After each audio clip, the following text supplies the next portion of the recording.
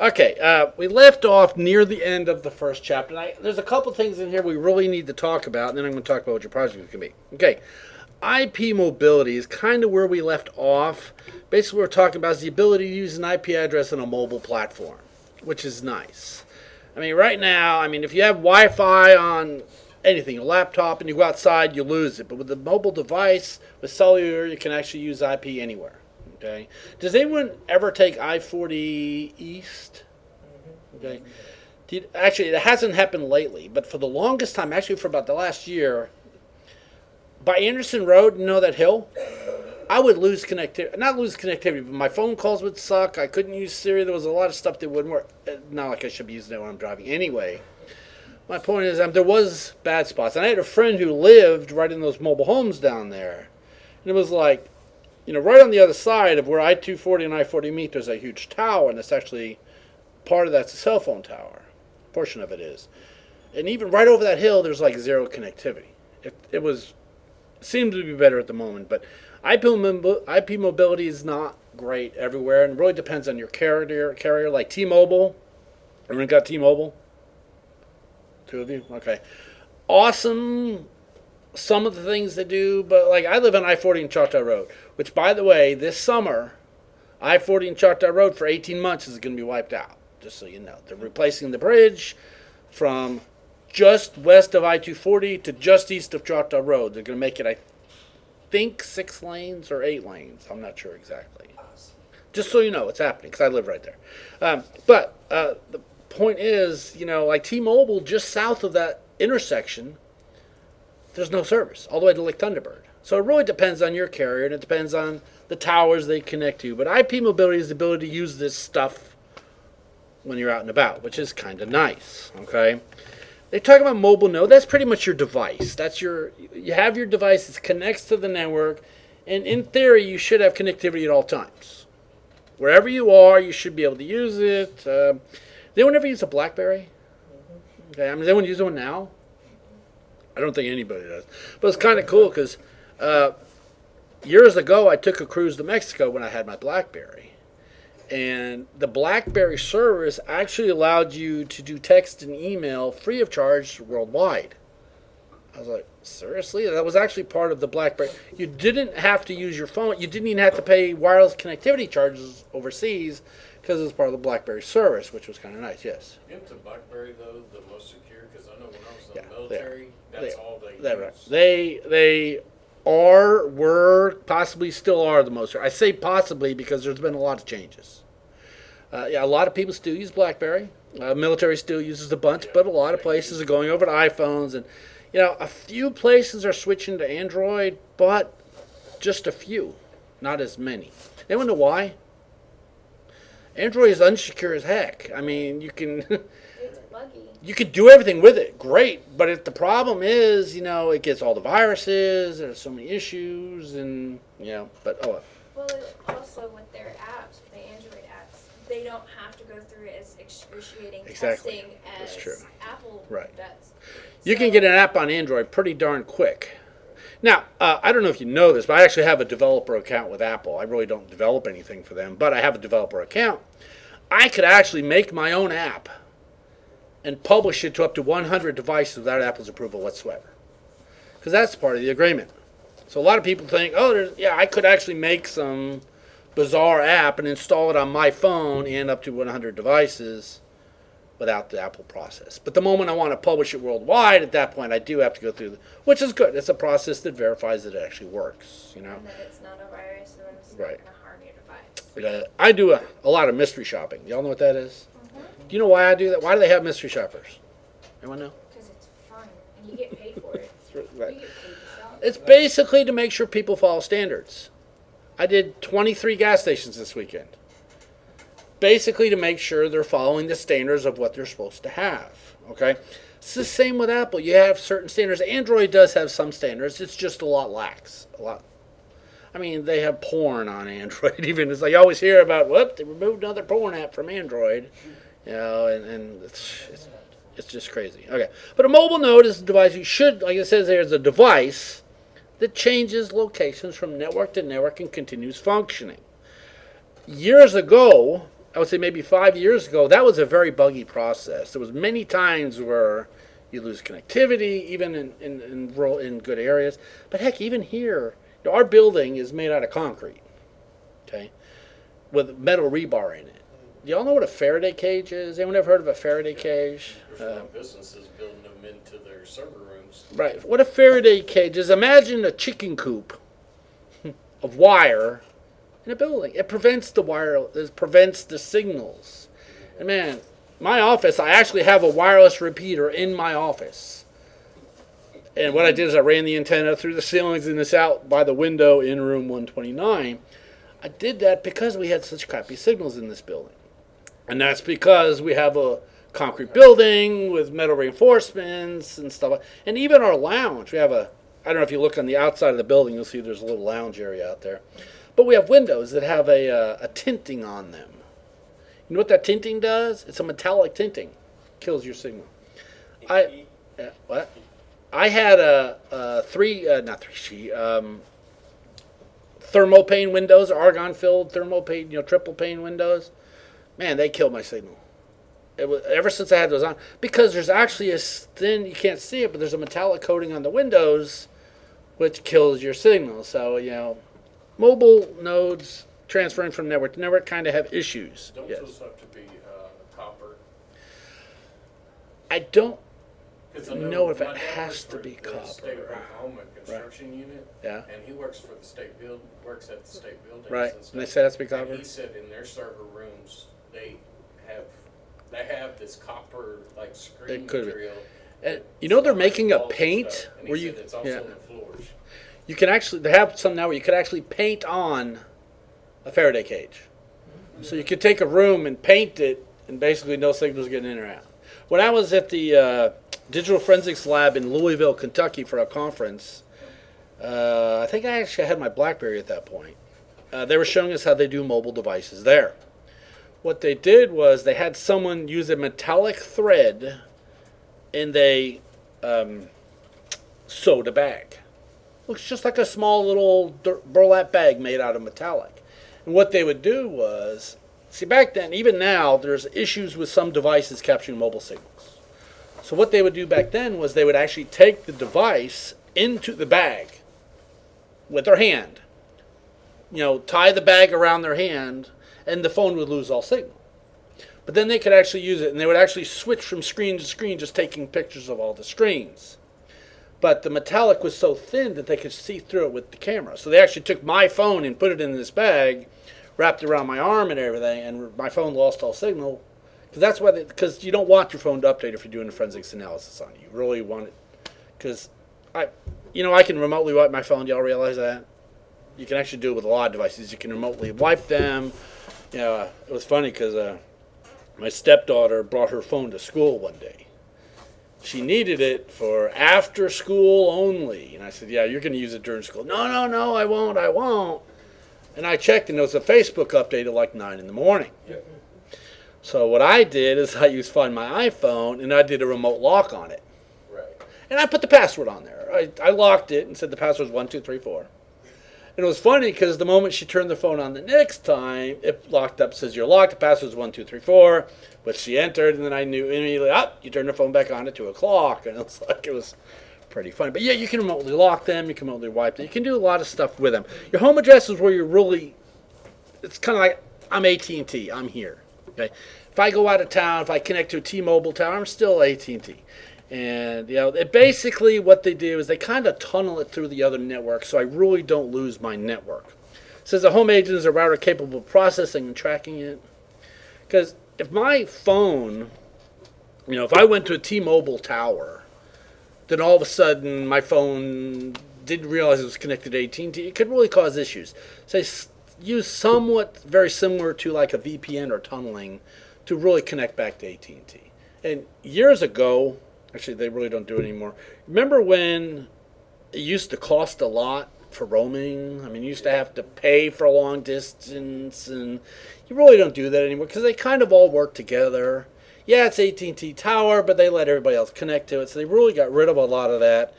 But it's still not seamless. Some places it still has issues. So, okay. All right, so they allow us to travel between networks. They have a picture here, which is kind of a weird picture. But basically what they're saying is as you go from network to network, it's kind of connecting you to your home network. So your device still has its home base, so it knows who you are. So kind of a cool thing. Okay. Now let's talk about bring your own device. Anyone ever heard of bring your own device? Would you like that? I would, I use a laptop at home and I use a desktop here. They're actually both bought by Rose State, which is kind of nice. But wouldn't it be nice if you could actually take your device that you use everywhere you went? Take it home, take it to work, because everything's installed on it. You wouldn't like that, huh?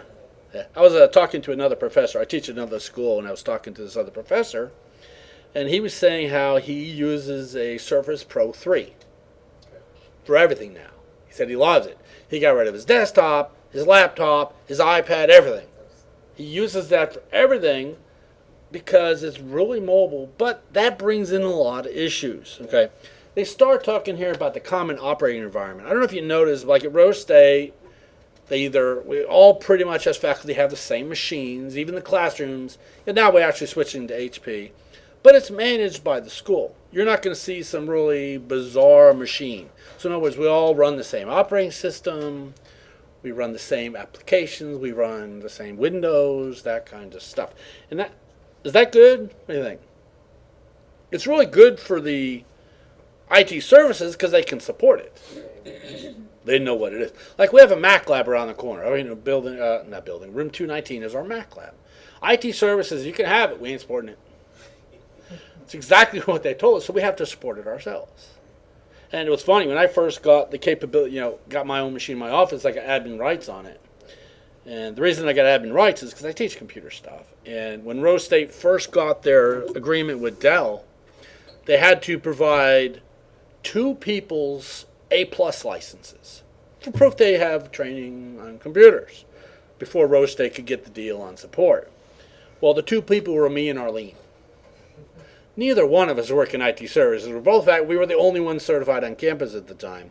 So ever since then, they've kind of been lenient. But they're like, Ken, if you screw up your computer, you're going to have to fix it. I'm like, okay. I mean, what's the problem with that? But for the most part, common operating environment is everybody uses the same stuff. We use the same computer. A lot of places use the same cell phones. So we were talking about a lot of people use BlackBerry. Now a lot are starting to go to the iPhone. So a lot of, it's just a common environment.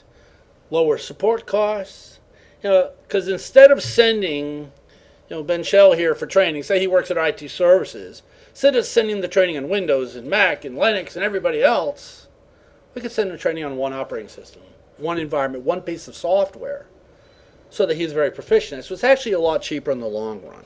Okay, saves on support. Okay, actually solves a lot of virus problems. So there's a lot of good stuff. And it says higher user satisfaction. Because even if you have a user that hates your operating system, what do you think happens over time? They get used to it. I used to work at an ISP downtown, strictly Linux. I got very proficient at Linux very fast. But then I left there and I don't use it anymore, so I'm no longer proficient. I used to teach assembly language. Y'all know what assembly language is? It's like the very low-level language. It's like this high above machine language. I used to teach that class every semester, but I haven't taught it in 12 years. Can you imagine how good I'd be at it now? That'd suck. Okay. The point is higher user satisfaction. There's just a lot of stuff about it that's good. Okay. How about this? It irritates employees. It says with common operating systems, they can customize their desktop. But what happens if Rose State is in there and says you all must have this certain background? You must have, like these machines in here, they all have the same background. That drives me bananas. I hate backgrounds. Is there anybody here who hates backgrounds? I hate them because they use resources. Believe it or not, backgrounds use resources. But a lot of people like to customize it. Oh, I like the pretty flowers. When I took care of Short, Wiggins, Bargo, and Butts, a law firm downtown, they always had issues. And Jeannie, the office manager, had so many issues. I don't know if I told you this before. A lot of issues with the computer. But she was one of those that, there's the Easter theme, this theme, everything from the background, the cursors, the sounds. But she always had issues with it. And I finally said, let's just disable all that stuff. So I did for 1 week. No issues whatsoever. So I said, so how'd it work? She goes, it's great. I've had no issues whatsoever. I says, great. She goes, but I really like them, and I pay the bill. I'm like, let's put them babies back on there. I don't care. So we put them back on there. So that's when a lot of places don't allow people to customize a lot of stuff. And that does cause issues. When I worked for Chapel Supply downtown to take care of their computers, they used an accounting software called Mass 90. I don't know if you ever heard of it. They actually had to have admin rights to the System 32 directory because the stupid application wrote files there. Because I would go in, because this one person kept screwing up their machine. So I said, if I remove their admin rights, it'll solve all problems, which it did, except she couldn't print the labels because she was in the shipping department because it needed admin rights, because that's where the printer, so I'd give her admin rights, she'd screw stuff up again, but it kind of sucked. So it does cause issues, and it causes resentment. Why do I have to have this stupid background? Why can't, it works, okay? It can also stifle productivity. There are people out there that are more productive with the ability to smoke cigarettes, believe it or not, or listen to music, or have fancy backgrounds. My point is, a lot of people, it's not real big right now, but remember screensavers when they were really big? People would have the fish, those crows around the screen. The pipes. Yeah, the pipes. My point on that was, well, if you're watching a screensaver, what does that mean? You're not working. You're literally not working because your screensaver's on. So why do you care about a screensaver? You should be working, but shouldn't. I just thought it was stupid. Okay, let's continue on from there. Okay. IT and product and policy wise. Oh, there you go. What is that crap? All right, let me pause this recording for a second. Okay. All right. So let's continue on. Make sure we're still recording. We are okay. All right. IT perspective of bringing your own device is a big issue because they don't know what the heck you got. I was actually talking to Stephanie this morning. I used to take care of the network at St. Philip Neri Catholic School right over here on 15th Street. And the biggest issue I had with that was it's a Catholic school. So a lot of the parishioners that go to the church have their kids in that school, which is fine. Not an issue with that. But the parents would buy a new home computer. What do you think happened to the old home computer? Donated it to the school. And since little Billy's parents donated that computer has to be in little Billy's classroom so little Billy can use it. So it never failed. They're like, yeah, the computer in such and such a room is not working. I go there, I'm like, where did this come from? Oh, so-and-so's parents donated it. I'm like, it was a nightmare because there was always new machines. We had a domain. They weren't connected to. I'm like, that's not even on the domain. Oh, yeah, we just got that donated. So that became a very big issue. And policy-wise, a lot of places, first of all, don't have policies. And, like Rose State, you're not allowed to connect anything. Now that Brad Johnson's our IT guy, he actually makes sure that, we don't just have random people plugging into the network. He came into my office one day, says, all right, I'm looking for a machine. It was some weird name. I've never heard it. Turned out it was Caleb Glaive sitting in the back of my office with his laptop he had plugged into the network. And he had a web server running on it, an Apache. And it was called some stupid name, it was some really bizarre thing. I think that was Andrew.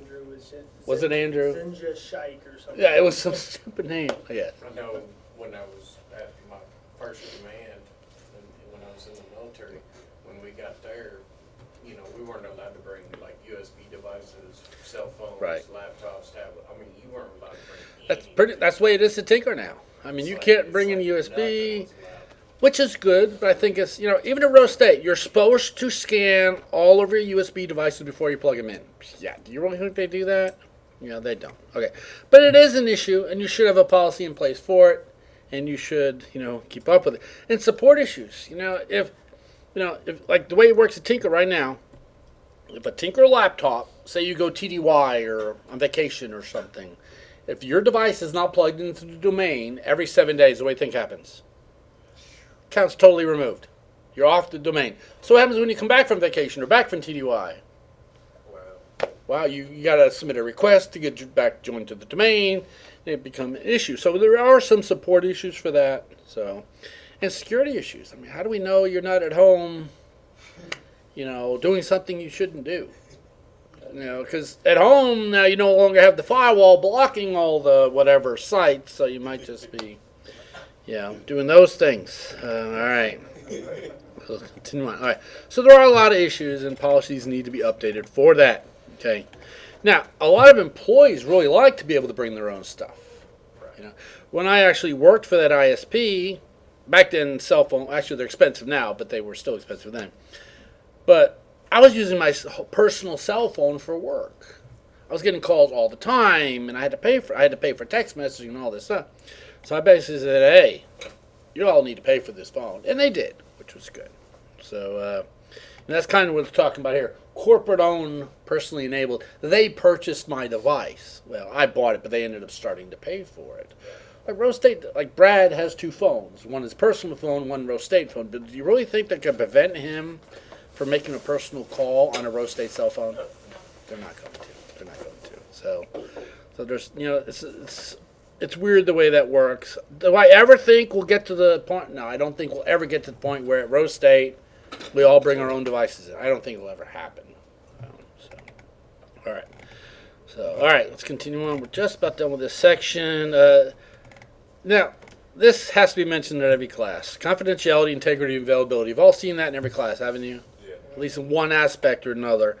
Also pertains to our mobile devices. I mean, if you start, I love my iPhone because I click on links that are potentially viruses and I don't get nothing, which is good. You can't say that with every other device out there. Okay. Sometimes you click on something and get infected, and you start, what was it? Somebody brought their machine in today. It happens to be a humanities instructor, because they're in our building right now, because their building is being renovated. He goes, I use my computer. It keeps popping up. It says, you might have a virus, and shuts off. Like, no, that means you'll have a virus. So because you don't know. And what is that virus doing? I don't know. And what if she was to plug that computer into the Rose State network? Oh, no. You don't know what's going to happen. So there are a lot of issues with that. And, the whole integrity aspect. What would happen if someone did plug in a virus that infected our PeopleSoft system and got into the financials or into the student grades? That could really be an issue. Also, yeah. Is that kind of like, would that kind of pertain to like what happened over OCCC with the USBs? But they had when I was over there, if you plugged your USB into any computer, it automatically got a virus on the USB, so no matter where you put, and you went to another classroom, plugged it in, you just transferred the virus, and it kept spreading through all the USBs until finally the school said, we're done. Disable them all. Disable all the USBs until they could get it out of their system, and then they ran a clean deal on all students' USBs, and I mean it just big deal happened. Well, we had the same kind of issue here with remember the I Love You virus years ago? Went through email. Yeah. Man, I had a client of mine who kept getting infected. It's like, dude, no one loves you, okay? Just trust me. I actually wrote a script because that one was easy to clean.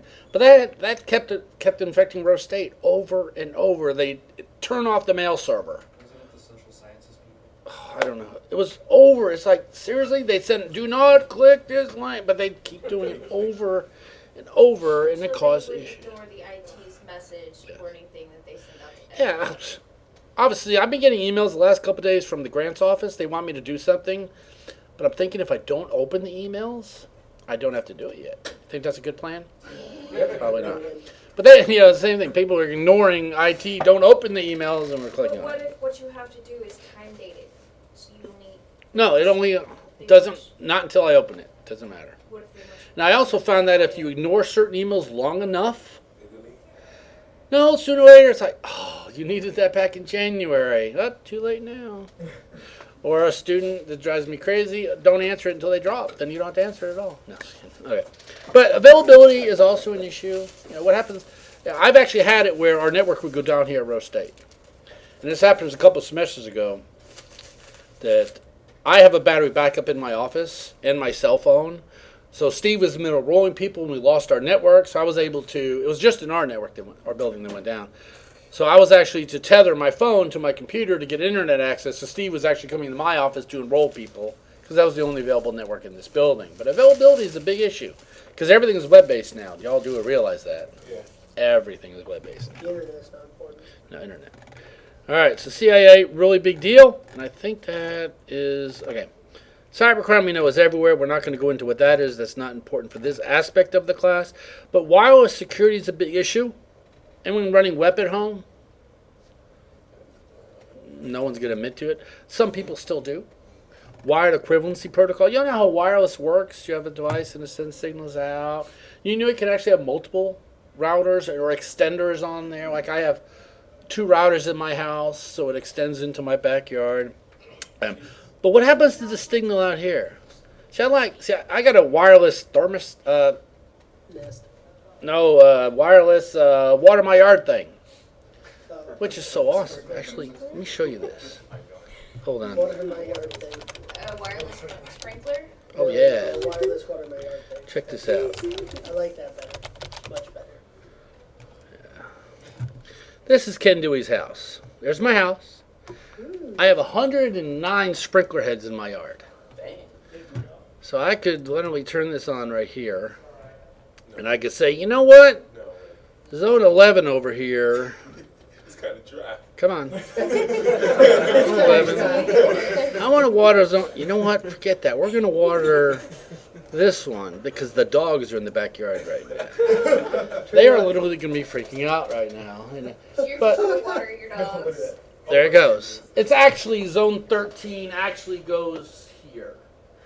So it's actually getting this area. And the dogs are in here. You should do zone 9 and zone 14 as well. That way you can make sure you get the dogs. But, you know, I got it so that, because it drove me crazy, because I have a lot of zones, as you can tell. And I'd be out there working on zone 20, and I call, okay, go ahead and turn on zone 20. Oh, crap, no, turn it off. And, you know, but now I can actually do it all from my phone. So I got my main router, which is about right here in the house. I put my other router way out here by this window in the master bedroom, so now I actually have wireless access in my whole yard. So it's kind of funny. It looks like you have like a garage. Oh yeah, I got it. This used to be my ISP. There's a wall right here, and this back part is all carpeted, insulated, air conditioned. Because I used to have like 9 servers running back there. And what's the other building? Oh, that's my pool house. It just got the pumps in it. And that's your pool right there. Yeah, this is the pool with a cover on, and that's a hot tub right there. This is actually, yeah, see, I had a sidewalk put in. You can tell that's right when I was putting the sidewalk in, and I put a French drain in. But the point is, we got so much more connectivity nowadays. Except for zone 15, just out in the trees. Well, really, the zones are actually along, a bunch of sprinkler heads, but I just stuck those wherever they are. But my point is, so we got wireless. What happens out here? What if you got a corporation or a business and you have wireless in it? You always have this bleed over outside your locations. That's an issue. You can put, like I said, we were talking about, I think it was your server, whoever server room said it has basically a Faraday cage on it. I mentioned how you could put paint on it, the states. So, because it's kind of different the way that works. And even, Austin, Texas, that is, their entire downtown is free wireless. And I went there. I was at a conference, and the wireless is $12 a day. So I'm like, why? Oh, it's so wonderful. Yeah, but Rose State paid for it. But the point is, it was free outside. But they had like a metallic coating on the windows, so you couldn't get the outside wireless. And I didn't want to pay for it, so I just opened the window, put my laptop by the window, and I had the free wireless. It was weird. But, the bleed over is actually a big issue. And we started with web, wired equivalency protocol, or privacy. It was when they first came out, they wanted to make wireless that was as secure as a wired. Sucked. Pretty much broken instantly. Then they came out with Wi-Fi protected access, which was better. Still not great. And now they have WPA2, which is actually better. You can actually use it with AES, TKIP. You can use it with a lot of different things. And it is a very good, pretty much anything can be broken. If someone tells you something can't be broken into, they're wrong. Because everything can be broken into, and it might just take a while. I've been trying to break a password on a PDF file downstairs since the 28th of January. It's still running. So it's not broken yet. We're going to get it. Yeah. But we already got access to it, but we're just still trying to figure out what the password is. There Okay. you are. But wireless, that's a big issue, and mobile even makes it tougher. Especially when we have, every kind of device out there, every kind of connectivity out there, every kind of, wireless networks, hell, McDonald's, was it Wendy's, Burger King, don't they all have free wireless now? How do you know there's not some bad guy sitting there in IHOP or Wendy's or whatever just waiting for you to connect? We do a project where we actually use the man in the middle using Kane and show you how easy it is to capture people's traffic. So we'll probably do that in here so you all can see how that works. Okay, so that's the end of the first chapter. Now I'm going to stop this recording, and then I'm going to talk about a project we're going to be working on. We're not done. We have time, don't we?